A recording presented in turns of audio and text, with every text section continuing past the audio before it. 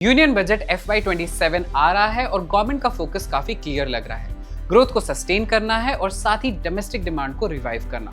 GST rationalisation और पिछले budget का income tax relief already system में सर्कुलेट हो रहा है, पर जियोपॉलिटिक्स, टैरिफ्स और ग्लोबल अनसर्टेनिटी के बीच फिस्कल प्रूडेंस गवर्नमेंट के लिए नॉन नेगोशिएबल रहेगा। इसलिए इस बजट में फ्लैशी अनाउंसमेंट से ज्यादा एग्जीक्यूशन पे फोकस होगा। मेक इन इंडिया का पुश कंटिन्यू रहेगा, रूरल वेलफेयर को सपोर्ट मिलेगा और इंफ्रास्ट्रक्चर स्पेंडिंग का अप्रोच थोड़ा और स्ट्रेटेजिक होगा।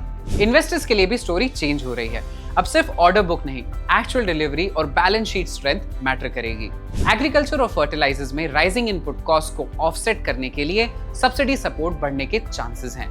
इससे रूरल इकोनॉमी स्टेबल रहेगी, लेकिन हाँ, गवर्नमेंट के लिए स्पेंडिंग प्रेशर भी आएगा। कैपिटल एक्सपेंडिचर पिछले कुछ सालों से स्ट्रॉन्ग रहा है और defence, railways, roads and highways में मोमेंटम बना रहेगा, पर अब फोकस होगा मॉडर्नाइजेशन ओवर एक्सपेंशन। चाहे वो डिफेंस में इंडिजिनियस R&D हो, रेलवेज में कवच और स्टेशन अपग्रेड्स या हाईवेज में faster better execution.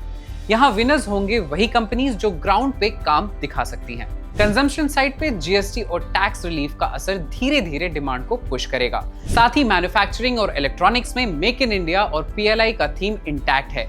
Rural exposure वाली कंज्यूमर कंपनीज को यहाँ एज मिल सकता है। एनर्जी और पावर में green energy, solar, wind storage top priority रहेगी। पावर इंफ्रा और शायद न्यूक्लियर प्रोजेक्ट्स में प्राइवेट पार्टिसिपेशन भी थोड़ी ईज हो सकती है।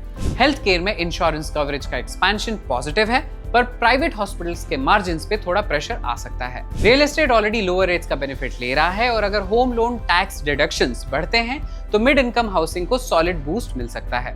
FY27 बजट में बिग बैंग सरप्राइजेस कम होंगे क्योंकि फिस्कल डिसिप्लिन सबसे बड़ा एंकर है। For more budget related updates and Sidhi simple investing, follow charts broking. Investments in the securities market are subject to market risk. Read all related documents carefully before investing.